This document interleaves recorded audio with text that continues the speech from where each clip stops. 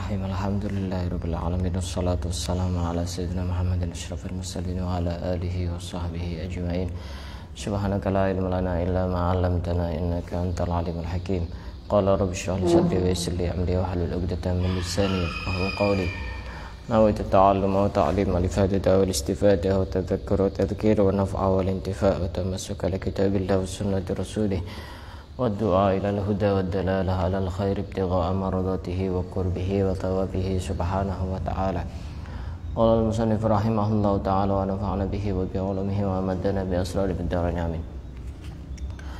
Akan kita lanjutkan membaca kitab Wasailul Usul ila Syama'ilur Rasul yang dikarang oleh Syekh Yusuf bin Ismail An-Nabhani, dan sekarang kita masih berada di bab yang kelima, yaitu bab tentang akhlak Rasulullah. Pada pembahasan sebelumnya sudah kita bahas tentang sebagian ulama yang mendefinisikan husnul khuluq, akhlak yang baik itu apa, dan sekarang akan kita lanjutkan. Wa an Aliyin karramallahu wajhah, dari Sayyidina Ali karramallahu wajhah, kana Rasulullah sallallahu alaihi wasallam ajwadan nasi kaffan. Rasulullah itu adalah orang yang paling dermawan tangannya. Artinya beliau itu ringan tangan, suka membantu, suka memberi kepada orang lain. Tidak ada orang yang sedermawan Rasulullah itu, tidak ada.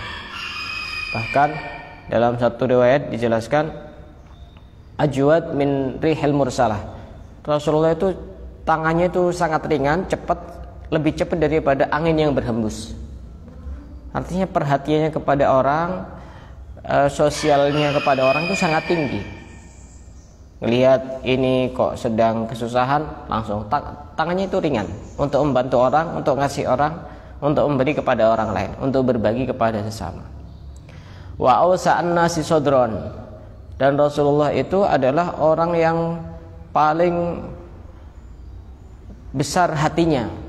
Artinya untuk menghadapi siapapun itu Rasulullah itu bisa. Bahkan kepada orang yang paling buruk sekalipun itu bisa. Dadanya itu lebar. Itu menggambarkan betapa hatinya itu sangat luas. Bisa menerima orang dengan jenis apapun itu bisa. Ausa'an nasi sodron. Kalau kita kan susah ya. Dipaksakan ya memang harus dipaksakan memang. Kalau tidak dipaksakan kita tidak bisa berlatih.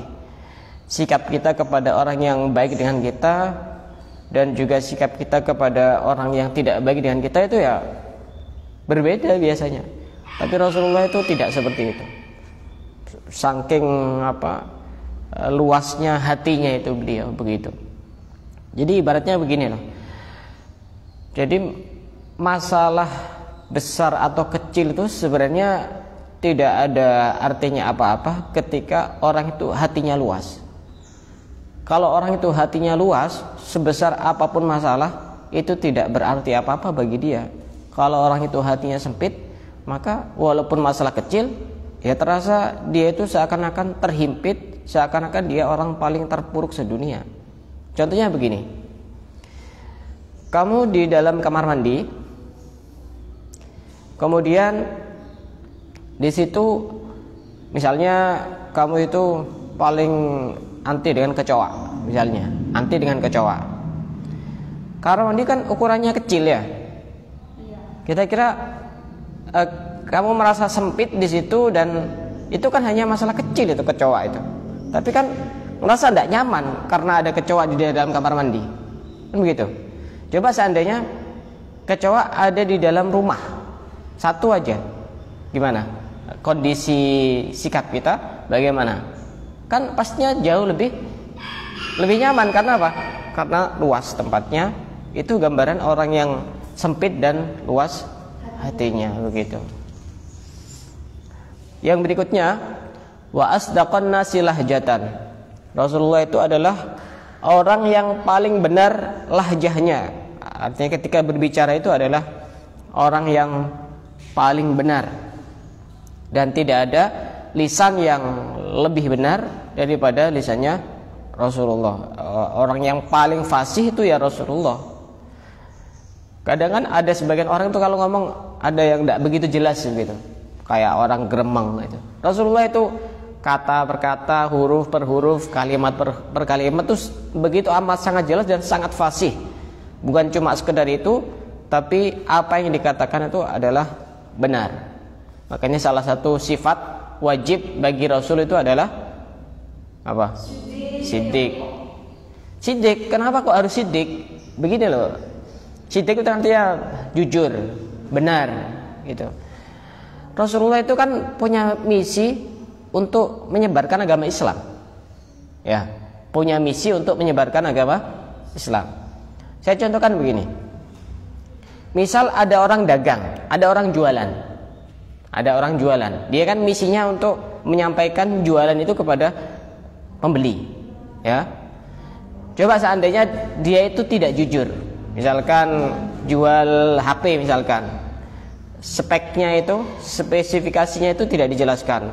Oh, ini HP-nya bagus, masih baru, belum pernah dipakai, padahal sudah pernah dipakai. Mesinnya ini juga masih bagus, belum ada yang rusak, padahal sudah pernah dibongkar. Misalnya, itu berarti kan tidak jujur ya. Kemudian akhirnya ada orang yang beli. Setelah dibeli, kecewa itu orangnya. Kira-kira apa tanggapan dari pembeli ini kepada penjual ini kira-kira gimana? Kira-kira gimana? Kecewa apa gimana? Kecewa. Percaya apa enggak? Hah? Enggak percaya. Seandainya pembawa risalah Islam, pembawa ajaran Rasul itu orangnya suka bohong, wah itu udah bakal menerima ajaran Islam itu sendiri. Makanya ini Rasulullah itu memang sifat wajibnya itu adalah siddiq, harus jujur dan juga benar dengan apapun yang diucapkan. Wa aufahum dhimmatan. Rasulullah itu adalah orang yang paling bisa menepati janji. Rasulullah itu begitu. Kalau pengen lihat siapa orang yang paling bisa menepati janji itu Rasulullah. Tidak usah jauh-jauh Rasulullah. Ulama-ulama terdahulu itu ketika misalnya janji kepada orang, misalnya anggap saja hari Senin jam 9 pagi misalnya, betul-betul ditepati jam 9 pagi. Datang tidak datang ditunggu terus. Bahkan saya pernah baca satu riwayat dari sebagian para ulama itu, bahkan ditunggu sampai 1 hari ini belum datang karena sudah kadung janjian. Orang-orang sekarang itu kadang tidak tahu caranya janjian sama orang yang sibuk, itu tidak tahu. Tidak tahu caranya janjian sama orang sibuk. Janjian sama orang sibuk itu kalau bisa tepat waktu, karena beliau itu sudah memanage waktunya. Oh, ini sini harus saya kosongkan karena sudah ada janji sama orang. Setelah ini biar setelah ini kegiatannya saya ini. Begitu. Janjian sama orang sibuk itu harus bisa tepat waktu. Karena apa? Karena ya sibuk, karena sibuk. Dan sudah diatur waktunya. Oh, setelah ini saya hari apa itu? Hari apa itu? Kemarin hari apa? Hari Minggu, hari Sabtu. Hari Sabtu itu saya pagi-pagi ada tamu. Tapi saya tidak ada, saya di luar. Saya bilang nanti saya bisa, tapi sekitar jam 2 karena saya kosong jam 2 ada di rumah. Tak tunggu jam 2 tidak ada, jam 3 tidak ada. Padahal saya ada kegiatan waktu itu. Ada kegiatan setelah itu. Setelah asar saya harus keluar, ada kegiatan. Setelah asar tak tunggu, barangkali nanti setelah asar 3:30 tidak ada. Jam 4 tidak ada. 4:30 tidak ada juga. Ini orang janjian itu harus setidaknya kasih kabar. Oh, sekarang saya tidak jadi. Itu lebih bagus. Itu namanya menyulitkan orang itu kalau seperti itu. Jadi jangan janjian itu kalau kepada orang-orang penting itu usahakan beliau sendiri yang menentukan waktunya. Kecuali memang beliau menentukan waktunya, kita tidak bisa ya. Kita sesibuk apapun ya, sibuknya kita yang orang biasa itu ya tidak sesibuk beliau itu. Begitu, itu kalau bisa begitu. Biar beliau itu yang menentukan waktunya. Itu etika dan adabnya begitu. Dan Rasulullah itu adalah orang yang paling bisa menepati janji. Mana yang lain kok udah datang?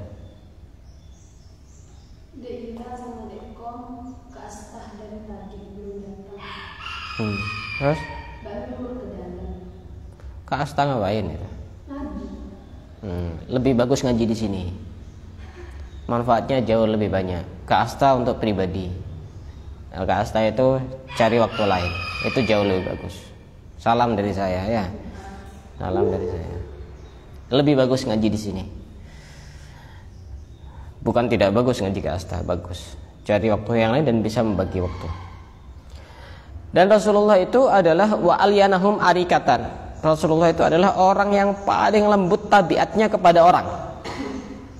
Tidak menjadikan orang itu lari dari Rasulullah itu tidak ada. Kalau ada orang dekat dengan Rasulullah itu semuanya ngerasa nyaman. Saya itu kadang-kadang mikir ya apa ya hidup di zamannya Rasulullah itu seperti apa itu? Semua orang itu ngerasa diperhatikan, semua orang itu merasa dikasih porsi yang sama, tidak dibeda-bedakan, semua orang itu dipedulikan. Saya tidak bisa bayangkan tuh kayak apa itu, apa hidup yang ada pada zaman Rasulullah. Makanya sangat konyol sekali, sangat lucu sekali. Orang sekarang kok ngadakan acara baca maulid, peringatan maulid Nabi, sahabat juga tidak pernah. Loh, peringatan maulid Nabi itu kan membaca kisah-kisah Nabi kan ya, membaca sejarah kehidupan sehari-hari Nabi, betul, betul. Nah, terus sahabat ini apa yang diceritakan? Wong setiap hari ngelihat langsung dengan mata kepala. Apa yang perlu diceritakan? Wong mereka ini cintanya sudah betul-betul cinta. Kenapa harus menceritakan? Masa iya misalnya orang yang masih ada diceritakan? Kan tidak lucu, paham? Misalnya kamu di sini menceritakan saya ada di sini, kan tidak lucu kan? Makanya ini hal yang konyol sekali kalau dipertanyakan. Kayaknya tidak usah aneh-aneh lah, ngikuti pemahaman-pemahaman yang kurang benar. Wong ustadznya saja ada yang sudah hijrah. Kalau yang ngikuti medsos pasti tahu. Gitu. Oh, alyanahum arikatan. Rasulullah itu adalah orang yang sangat lembut, tabiatnya sangat lembut, tidak menjadikan orang itu tidak nyaman, tidak menjadikan orang itu tidak suka sama beliau, tidak menjadikan orang itu lari dari beliau. Kadang kan kalau kita amati di sekitar kita itu kan ada sebagian orang itu kalau ketemu sama dia malas, betul ya, malas gitu. Tapi Rasulullah tidak seperti itu. Alyanahum arikatan sallallahu alaihi wasallam. Masa ya kalau kita mau tanya kepada diri kita sendiri, masa tidak bisa cinta sama orang sebaik itu? Tidak bisa. Masa tidak bisa? Ini sangat bisa. Ini kehebatan Rasulullah itu begitu. Walaupun kita tidak pernah ketemu, walaupun kita tidak pernah jumpa, walaupun kita tidak pernah mandang, kita itu bisa cinta. Itu hebatnya cinta kepada Rasulullah. Wa akramahum isyratan. Rasulullah itu akhlaknya adalah orang yang paling mulia cara bergaulnya. Kalau bergaul dengan orang itu Masya Allah betul-betul dijaga hak-haknya, dijaga kehormatannya, dijaga kemuliaannya. Rasulullah tidak pernah satu kali pun menyakiti orang lain, tidak pernah. Sallu ala Nabi Muhammad. Masya Allah. Kita sudah berapa kali ya? Tapi kita kan tidak niat ya, tapi sengaja. Masya Allah. Kita ini kadang ya malu kita ngaku cinta kepada Nabi tapi suka nyakiti orang. Kita malu ngaku cinta kepada Nabi tapi kok sholawatnya juga sedikit, kan begitu? Masya Allah. Palsu warnanya. Ya, proses ya. Iya. Makanya kita itu belajar seperti ini biar sedikit demi sedikit, step by step itu kita bisa mencontoh gimana caranya agar kita itu berakhlak seperti akhlaknya Rasulullah yang sangat agung itu, kana khuluquhul Quran. Rasulullah itu adalah akhlaknya adalah Al-Quran. Nah, Masya Allah. Kita itu seakan-akan berekreasi menyelami alam yang berbeda. Jadi coba sesekali itu dengarkan kisah Rasulullah sambil pejamkan mata dan rasakan sensasinya seperti apa. Iya, Masya Allah. Saya tidak bisa bayangkan. Pasti itu lebih daripada guru rohani kalau Rasulullah itu bisa menegur sahabatnya baik ketika berada di depannya maupun ketika tidak ada di depannya. Saya 2 hari ini 3 hari ini hampir berturut-turut mimpi guru saya. Ini ada isyarat apa ini? Dan saya yakin guru saya juga bukan orang biasa. Hadir terus di dalam mimpi ini bukan hal yang biasa seperti itu. Kok tiba-tiba hadir terus ini, ada isyarat apa ini? Seperti itu, guru-guru yang bagus itu begitu. Kadang-kadang negurnya tidak langsung di alam sadar, tapi kadang-kadang masuk lewat mimpi. Ya, pokoknya kita itu jangan sampai jauh dari 2 orang ini, orang tua dan guru, karena hakikatnya 2 orang ini yang paling berpengaruh kepada kehidupan kita. Kita lanjutkan. Man ra'ahu badihatan habah. Orang itu kalau melihat Rasulullah secara spontanitas, secara seketika, sepintas, dia akan merasakan kewibawaan Rasulullah. Wibawanya betul. Padahal agar saja tidak pernah kenal sama sekali, tidak pernah lihat sama sekali, tidak pernah jumpa sama sekali, tapi sekali ngelihat Rasulullah secara sekilas, spontan, itu terlihat berwibawa. Rasulullah terlihat berwibawa. Makanya kita itu harus banyak bersyukur menjadi umat dari sebaik-baik Nabi. Karena kita punya sebaik-baik Nabi, maka kita pun menjadi sebaik-baik umat. Makanya di Al-Quran disebutkan kuntum khaira ummatin ukhrijat linnas. Kalian adalah sebaik-baik umat yang dikeluarkan untuk berdakwah kepada manusia. Kenapa kok kita dikatakan sebaik-baik umat? Karena kita punya sebaik-baik nabi. Kita itu harus banyak bersyukur karena nabi-nabi terdahulu itu berharap menjadi umatnya Nabi Muhammad. Kita tanpa harus meminta, kita ditakdirkan menjadi umatnya Nabi. Termasuk Nabi Musa itu pengen berharap menjadi umatnya loh. Padahal sekelas Nabi dan sekelas Rasul Sallallahu alaihi wasallam. Masya Allah, wibawanya betul. Kita itu sampai kapan kita itu belum ketemu dengan Rasul, sampai kapan? Bahkan santri-santri terdahulu itu, saya pernah baca di salah satu kitab, saya lupa nama kitabnya apa. Santri dulu ya, bukan santri sekarang. Kalau ada santri selama 1 minggu tidak pernah mimpi Nabi, itu tidak disebut santri. Sekarang Masya Allah, seminggu, sebulan, setahun, 2 tahun, 3 tahun, tidak pernah sama sekali. Jangankan mimpi Rasulullah, mimpi orang-orang soleh kadang tidak pernah, jarang. Nah, berarti ada yang bermasalah. Ustaz, semisal ya kayak mimpi Rasulullah, katanya ya mimpi Rasulullah, tapi wajahnya jadi Habib Taufik itu, semisal jadi Habib Umar itu, bukan berarti? Bukan begitu. Itu kalau ada orang mimpi Rasulullah tapi wajahnya kok wajah orang lain, wajah orang-orang yang soleh, itu ada satu isyarat bahwa kalau kita itu pengen mengenal lebih dalam lewat Rasulullah, bisa lewat beliau-beliau itu. Jadi itu bukan wajahnya Rasulullah. Jadi ada satu isyarat kalau kita itu harus dekat dengan beliau-beliau itu. Dari situ kita akan mengetahui wajah Rasulullah yang sesungguhnya. Begitu. Wajah Rasulullah yang sesungguhnya. Nah, jadi harus dicari itu. Ini ada orangnya di depan kita. Harus dicari. Di depan kita.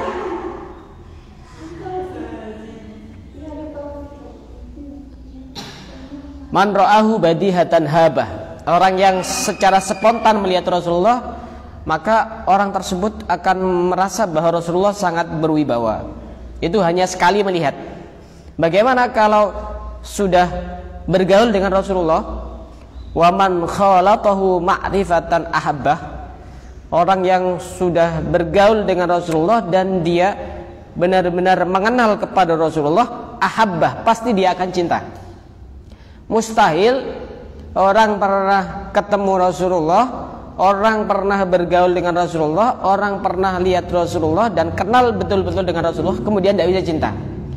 Dan saya katakan mustahil kalau ada orang benar-benar memahami syama'ilur Rasul, kepribadian Rasulullah, akhlak-akhlaknya, wajahnya, kebiasaan-kebiasaannya, kemudian tidak bisa cinta, mustahil. Nggak bisa, nggak mungkin itu. Makanya kita itu dalam rangka belajar mencintai kepada orang yang paling mulia. Kita bukan ngaku sebagai pecinta, tapi kita itu belajar mencinta. Coba saya tanya. Sudah berapa tahun belajar seperti ini? Belum 1 tahun sudah ada? Nyampe? Coba saya tanyakan. Iya, Syama'il. Ya kayaknya 1 tahun lebih kayaknya. Seingat saya. Coba saya tanya. Sebelum belajar Syama'il dan setelah belajar Syama'il, persentase kecintaan di dalam hati itu sama apa beda? Beda banget. Sama apa beda? Beda. Ini hanya sekedar belajar, hanya sekedar belajar, tidak pernah melihat, tidak pernah ketemu. Itu loh. Masya Allah, ini getarannya sangat luar biasa. Kenapa kok kita itu lebih gampang cinta kepada Rasulullah? Karena getaran cinta Rasulullah sudah beribu-ribu tahun yang lalu sudah ada. Karena Rasulullah sudah terlebih dahulu cinta kepada kita, sehingga kita tinggal hanya menyambung sinyal cinta itu sehingga langsung tersambung. Ibarat sekarang itu jaringannya sudah 5G, karena sekarang sudah ada 5G, di atasnya 4G, sekarang sudah ada 5G, itu sudah ada. Jadi kalau sudah ada setrumnya, sudah ada sinyalnya, ya gampang. Anggap saja beginilah, misalkan ngirim data lewat share it atau lewat Bluetooth gitu. Bluetoothnya yang sana sudah dihidupkan, kita kan tinggal menyambungkan, ya. Tinggal menyambungkan, langsung kirim data, sinyal langsung terkirim. Terus kalau yang satunya Bluetooth belum dihidupkan, kita mau ngirim, gimana ngirimnya? Bisa nyampe enggak? Nggak bisa. Itu sudah teknologi yang sangat canggih Rasulullah itu. Hatinya itu yang tadi sudah kita sebutkan, ausa'an nasi sodron, hatinya paling luas, bisa menampung macam-macam orang. Jadi di sini beliau menyebutkan, pengarang kitab ini, kalau orang sudah berkumpul, bergaul, berinteraksi dengan Rasulullah dan dia itu kenal betul dengan Rasulullah, ahabbahu, pasti dia cinta dengan Rasulullah. Tidak mungkin tidak cinta. Tidak usah jauh-jauh Rasulullah. Orang kita misalnya bergaul dengan orang biasa saja, yang orangnya itu baik, cara memperlakukan orang juga baik, cara bertutur kata juga baik, kita senang kok. Padahal di sisi yang lain ya mungkin kita tidak tahu, mungkin dia punya banyak dosa, kita juga tidak tahu. Bisa tidak kita senang sama orang itu? Bisa dan sangat bisa. Apalagi kepada Rasulullah. Yaqulu na'ituhu, berkata orang yang mensifati Rasulullah. Rasulullah itu seperti apa orangnya? Ini orang yang sudah kehabisan kata-kata untuk menjelaskan Rasulullah, sampai dijelaskan begini, lam ara qablahu wala ba'dahu mislah. Aku tidak pernah melihat orang sebelum dan setelah Rasulullah yang sama seperti Rasulullah. Tidak ada yang bisa menandingi, tidak ada. Kita mau cari orang yang dermawan, tidak seperti dermawannya Rasulullah. Kita mau mencari orang yang perhatian, tidak mungkin sama seperti perhatiannya Rasulullah. Kita mau cari orang yang begitu peduli, tidak mungkin sama seperti pedulinya Rasulullah kepada umatnya. Bahkan kepada orang yang membenci sekalipun, itu Rasulullah sangat peduli. Kita mau cari orang yang paling sabar sedunia, tidak ada seujung kuku dari sabarnya Rasulullah, tidak ada. Tidak ada, belum pernah diciptakan orang yang sama persis seperti Rasulullah, tidak sebelum dan tidak setelahnya, tidak ada. Mau dia Nabi Adam, mau dia Nabi Nuh, mau dia Nabi Isa, Nabi Ibrahim, Nabi Musa, lam ara qablahu wala ba'dahu mislah, tidak ada. Orang sehebat Rasulullah itu tidak ada dalam segi apapun, dalam dimensi apapun, tidak ada orang yang sama seperti Rasulullah. Ini yang mensifati Rasulullah ini sudah kehabisan kata-kata sudah. Kalau dijelaskan kata per kata, huruf per huruf, kalimat per kalimat, tidak selesai. Sampai akhirnya ngomong begini, aku tidak pernah melihat orang sebelum dan setelah Rasulullah yang sama seperti Rasulullah, tidak pernah, tidak ada. Allahumma sholli ala sayyidina Muhammad. Masya Allah. Orang itu butuh cinta memang. Kalau tidak cinta itu hidupnya hampa. Makanya kita memang tidak pernah ketemu Rasulullah, tidak pernah bersama Rasulullah, tapi kita bisa merasakan kehadiran Rasulullah. Dengan cara bagaimana? Dengan cara kehidupan kita itu mencontoh seperti apa yang dilakukan Rasulullah. Cara minumnya nyontoh Rasulullah, cara makannya nyontoh Rasulullah, cara masuk rumahnya nyontoh Rasulullah, cara tidurnya nyontoh Rasulullah, cara bangun tidurnya nyontoh Rasulullah, cara menghormati orang nyontoh Rasulullah, akhlaknya mencontoh Rasulullah. Jadi kita itu merasakan kehadiran Rasulullah di dalam kehidupan kita sehari-hari. Rasulullah ada di dalam rumah kita, Rasulullah ada di dalam ruangan kita, Rasulullah ada di jalan-jalan kita, bahkan Rasulullah ada di pasar-pasar kita. Kalau kita mencontoh Rasulullah, jadi kita itu tidak jauh dari Rasulullah. Kehidupan kita itu selalu dibersamai dan dibarengi, dikawal langsung oleh Rasulullah. Jadi hidupnya itu indah, bahagia gitu. Tidak usah susah-susah. Makanya kalau kita ngelihat kekasih-kekasih Allah, wali-wali Allah, orang-orang soleh itu kadang kalau kita lihat ada wajahnya yang biasa, tidak tampan juga apa. Tapi kita kok ngerasa nyaman ya duduk hadir di majelisnya beliau, kok ngerasa nyaman gitu.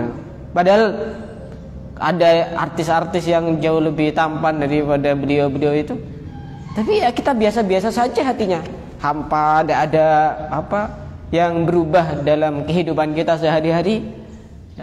Makanya paling enak itu daripada model-model dikir sendiri begitu, duduk di depan orang soleh sesaat itu jauh lebih daripada kamu ibadah beratus-ratus tahun. Makanya saya katakan bukan karena saya mengaku orang soleh, lebih baik duduk di sini daripada ngaji di Asta sampai 30 juz. Karena banyak ilmu, bukan karena saya mengaku orang soleh, bukan. Saya jauh dari orang soleh. Kita lanjutkan. Wa an Anas radhiyallahu ta'ala anhu. Dari Anas, Sayyidina Anas radhiyallahu ta'ala anhu. Karena Rasulullah sallallahu alaihi wasallam a'laman nas. Kalau kita pengen tahu orang yang paling alim, Rasulullah adalah orang yang paling alim. Orang yang paling berilmu. Walaupun Rasulullah ini adalah orang yang paling berilmu, di dalam Al-Quran Rasulullah itu masih diperintahkan oleh Allah untuk berdoa, wa qul rabbi zidni ilma. Rasulullah disuruh berdoa, ya Allah tambahi aku ilmu. Padahal Rasulullah adalah ilmunya yang setinggi langit. Apakah Rasulullah hanya berdoa? Tidak, pasti juga berusaha. Kita kadang ilmunya cuma sedikit, malas-malas belajar, malas hadir majelis taklim, malas hadir pengajian, malas hadir majelis ilmu, malas untuk belajar kitab, malas untuk menambah ilmu. Rasulullah masih berdoa, wa qur rabbi zidni ilma. Ya Allah tambahi aku ilmu. Apakah ada ilmunya yang lebih tinggi daripada Rasulullah? Tidak ada. Makanya Di atas langit masih ada langit. Kita ngerasa pinter, oh ternyata ketemu sama fulan bin fulan tidak ada apa-apanya, kecil. Itu. Kita jangan berhenti untuk belajar. Jangan berhenti untuk belajar, jangan berhenti untuk mencari ilmu sampai ajal kita dicabut. Jangan sampai. Makanya salah satu saya pernah membaca di beberapa kitab, saking memperhatikannya ulama-ulama terdahulu dengan ilmu, sampai ketika makan, beliau makan itu harus ada satu yang baca kitab. Jadi beliau itu makan sambil dengarkan kitab biar waktunya tidak berlalu sia-sia. Bahkan saya pernah juga baca, bahkan ketika di kamar mandi pun harus ada yang di luar baca kitab, didengarkan, karena tidak mungkin baca kitab di dalam kamar mandi. Apakah kita bisa niru? Bisa. Tidak perlu baca kitab. HP-nya taruh waktu makan. Tuh, kamu ngefans sama siapa, Habib siapa, Kiai siapa, puter itu. Jadi kita itu makan, ada ilmu yang masuk ke telinga kita, ke hati kita, dan tidak sia-sia waktunya. Sambil jalan misalnya, sambil nyetir, pakai headset gitu. Kemudian puter itu. Nah, itu bagus begitu. Lihat YouTube atau lihat MP3 itu bagus. A'laman nas, Rasulullah adalah orang yang paling alim-alimnya manusia, paling berilmu-ilmunya manusia. Wa aura'an nas, Rasulullah itu adalah orang yang paling wara'. Wara' itu menjaga diri dari hal yang syubhat, khawatir terjatuh kepada hal yang haram. Dan juga menjaga diri dari hal-hal yang boleh, khawatir terjatuh kepada hal-hal yang syubhat. Tidak usah jauh-jauh Rasulullah. Imam Haddad, pengarang Rotib Haddad itu tidak pernah melakukan hal-hal yang makruh. Imam Haddad itu Masya Allah, Imam Haddad itu tidak pernah melakukan hal-hal yang makruh dan tidak pernah punya keinginan untuk melakukan hal-hal yang makruh. Kalau kita jangankan keinginan, praktek aja sudah sangat sering. Ya, hal-hal yang makruh itu kan boleh kan ya? Dosa apa tidak dosa? Tidak dosa. Imam Haddad itu tidak pernah melakukan hal yang makruh dan tidak pernah punya keinginan untuk melakukan hal-hal yang makruh. Dan Imam Haddad itu termasuk orang yang begitu punya keinginan yang sangat kuat untuk benar-benar mencontoh Rasulullah secara 100%. Sudah dilihat dari perilakunya, sudah dicontoh begini dan begini. Sampai akhirnya Imam Haddad itu ada satu yang belum dicontoh. Rasulullah itu punya rambut panjang segini, sebahu begini. Sampai akhirnya Imam Haddad ini di akhir usia beliau itu memanjangkan rambutnya, niru Rasulullah. Tidak seperti santri-santri sekarang itu. Rambutnya panjang tapi tidak ada ditiru. Nirunya mungkin niru yang jalanan-jalanan itu. Akhirnya orang itu kan pahalanya sesuai dengan siapa yang dia ikuti. Setidaknya ya, ini sedikit masukan dari saya, barangkali tersampaikan di luar sana. Setidaknya yang rambutnya panjang itu jangan cuma panjang rambutnya, tapi memiliki keahlian, pintar baca kitab, rambutnya panjang, keren begitu. Ya, rambutnya panjang, rajin hadir majelis ilmu, rajin hadir majelis taklim, keren begitu. Kalau cuma rambutnya panjang, kemana keluyuran-keluyuran, belayar-belayar, dia juga santri, gak apanya yang mau dibanggakan itu. Kan begitu. Ada memang sebagian orang itu yang rambutnya panjang, tapi bukan cuma panjangnya rambut, tapi dia punya banyak keahlian. Ditanya fikih bisa, ditanya nahwu bisa, ditanya sorof bisa, tanya tauhid bisa, tanya hadis bisa. Oh kalau begitu keren kalau begitu. Cuma sekedar, kadang dia kan niru, mungkin ada sebagian gus, sebagian kiai yang juga rambutnya panjang, niru panjangnya saja, tidak niru ilmunya. Ya ini salah dan kaprah gitu. Ya sering saya, apalagi kadang bukan cuma panjang, disemir. Iya kalau orangnya ganteng gitu, kalau orangnya agak pantas gitu. Kalau orangnya ganteng itu agak pantas sudah ada ganteng, hidungnya itu mancung ke dalam, Jadi orang itu harus menyesuaikan lah. Lebih baik penampilan biasa tapi ilmu luar biasa gitu. Tapi saya pun punya keinginan berambut panjang. Tapi belum sekarang. Insya Allah nanti. Tapi saya niatkan ngikuti Rasulullah. Bukan karena tren, bukan karena gaya. Saya niatkan untuk ngikuti Rasul. Tapi panjangnya juga tidak sampai segini.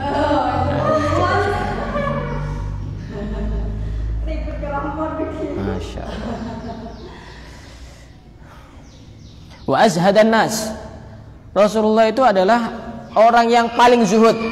Kalau ada ulama yang sangat zuhud, hatinya tidak bergantung kepada dunia, maka pemimpin dari orang-orang zuhud adalah Rasulullah. Contoh Rasulullah itu orang yang zuhud. Kan kita sudah sering mendengar Rasulullah pernah ditawari gunung Uhud dijadikan emas. Coba kalau kita ditawari, iya. Coba bayangkan gunung dijadikan emas. Itu kalau diuangkan jadi berapa itu? Apa tidak kaya mendadak itu? Tapi Rasulullah apa? Tidak mau. Bahkan pernah ditawari oleh malaikat Jibril, hamparan yang ada di Mekah itu, batu-batu kerikil-kerikil, pasir-pasir yang ada di Mekah itu dijadikan emas. Dia juga tidak mau. Seandainya mau, tidak ada yang menandingi kekayaan Rasulullah. Tapi itu seada hikmahnya.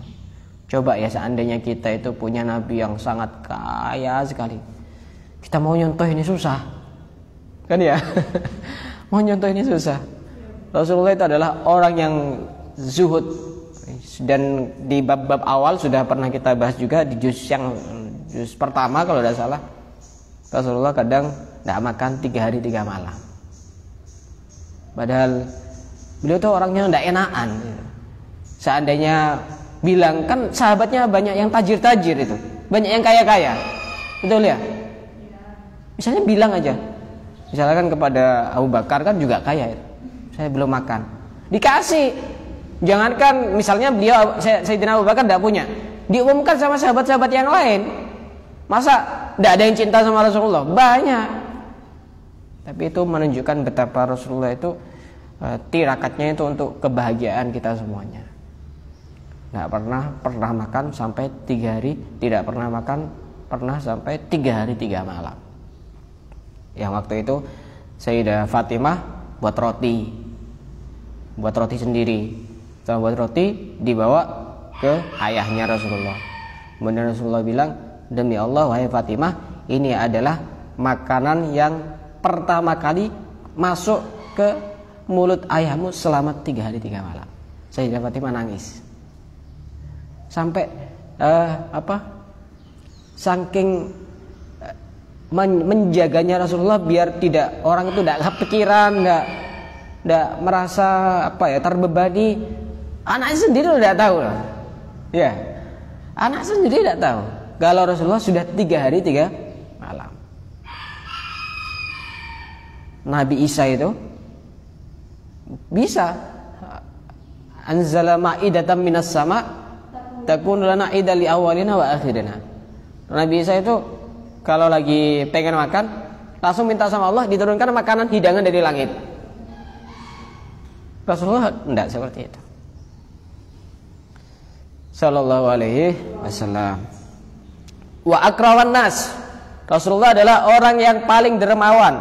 Wa adalan nas. Rasulullah adalah orang yang paling adil.